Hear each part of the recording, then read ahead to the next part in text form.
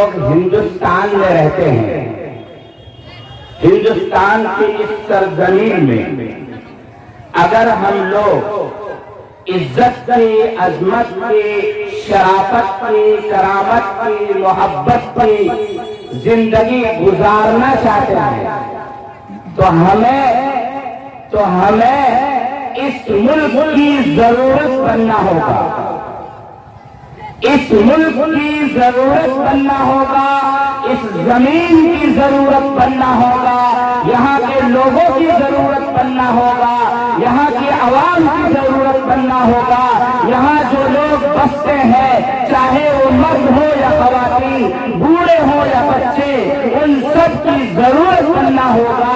آپ ذرا غور کر کے فرمائیے کہ آپ کے گھر میں آپ کے 4 بیٹے ہیں، ان 4 بیٹوں میں سے 3 بیٹے نکلنا ہے، لیکن ایک بیٹا ایسا ہے جو کما کر لاتا ہے، گھر کی ضرورت کو پوری کرتا ہے، ماں باپ کا خیال رکھتا ہے، اعلیٰ اور اچھا اخلاق کا وہ مالک ہے، کیا وہ بچہ اس گھر کی ضرورت نہیں ہے؟ اور کیا والدین اس بچے کو اپنے گھر سے نکالنا چاہیں گے؟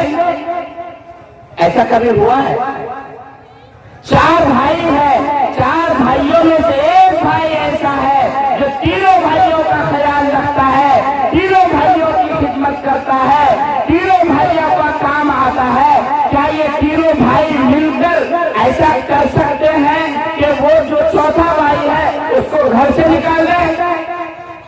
نہیں ہو سکتا ہے، یہ قانون نہیں ہے۔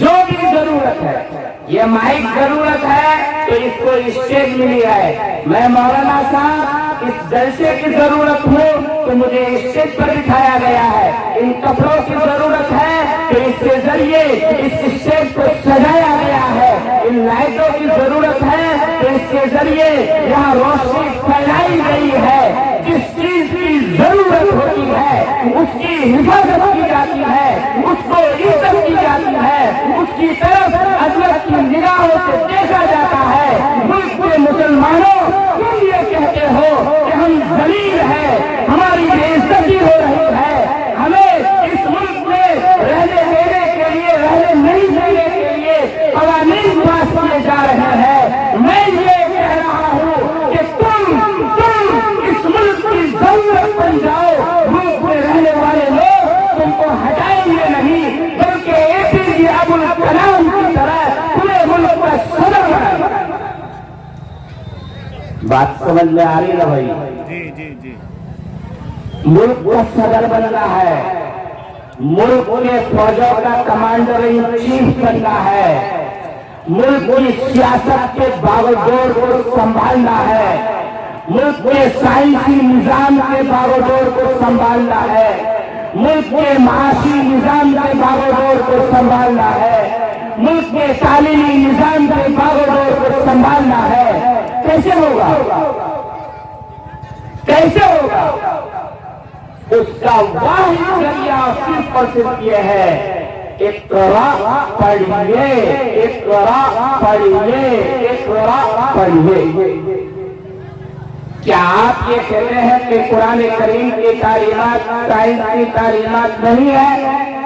قرآن کریم کی 1000 سے زائد آیتیں ایسی ہیں جو موجودہ سائنس کو بتاتی ہے۔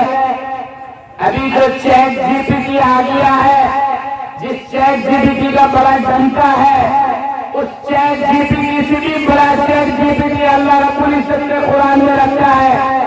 پوری دنیا میں جو ترقی آئی ہے وہ قرآن کے ذریعے آئی ہے۔ یہاں جو لوگ بیٹھے ہیں، میں ایک نقطہ بتا کر اپنی بات کو آگے بڑھا کر ختم کروں گا۔ میں آپ کو بتا دوں کہ آج سے 1447 سال پہلے جو توحید کا غلغلہ اس دنیا میں بجایا گیا، اس سے پہلے اس دنیا کے لوگ اس زمین کی عبادت کرتے تھے، سورج کی عبادت کرتے تھے، پہاڑوں کی عبادت کرتے تھے، ہوا کے پجاری تھے، بڑے بڑے درخت کی عبادت کرتے تھے۔ آپ کے اس ملک میں پیپل کا ایک گھنا بڑا سا درخت ہے، اس کی عبادت کے لوگ لگے ہیں، دریاؤں کی عبادت کے لگے ہیں، پہاڑوں کی عبادت کے لگے ہیں، پتھروں کی عبادت کے لگے ہیں، لیکن اسلام آیا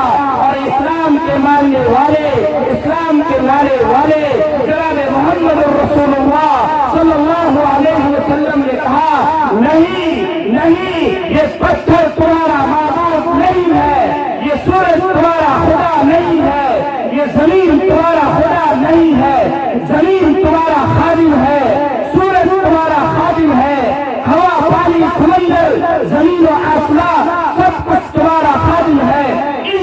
دنیا یہ دنیا پوری کی پوری تمہاری خدمت کے لیے پیدا کیا گیا ہے۔ تو ریسرچ کا سلسلہ سورج کی کرنوں میں کیا ہے، سمندر کی تہوں میں کیا ہے، زمین کے سینے میں کیا ہے، ہوا کی بالاؤں میں کیا ہے، ریسرچ شروع ہوا، تحقیق شروع ہوئی، اور اس تحقیق کے بعد پتہ چلا کہ سمندر کے تہوں کے اندر ہیرے چھپے ہیں، خلاؤں کے اندر اور بھی سیارے ہیں، زمین کے اندر سونا، پانی کے ساتھ ساتھ تیل اور پیٹرول بھی ہے۔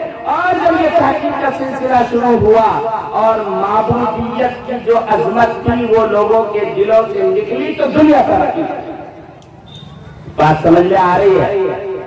ایک درخت کی آدمی عبادت کرے گا تو کیا اس کو جا کر کے وہ آری سے کاٹے گا اور اس کے اندر سے جو اس کا خون پیپ یا پانی نکلے گا کیا اس کے سلسلے میں ریسرچ اور تحقیق کرے گا کہ اس کے اندر کون سا وٹامن ہے، اس نکلنے والے خون سے، اس کے اندر سے جو پانی نکل رہا ہے اس سے کون سی بیماری کا علاج ہو سکتا ہے؟ بھائی وہ تو اس کی عبادت کر رہا ہے تو وہاں جا کے آری تو لگا نہیں سکتا ہے۔ لہذا دنیا کی ترقی کا آغاز ہوا اسلام کے ذریعے۔ میرے پاس وقت نہیں ورنہ میں چند آیتیں بیان کر کے اس کی تفصیل بیان کرتا کہ کس طریقے سے اسلام نے آ کر کے سائنس کو آگے بڑھایا۔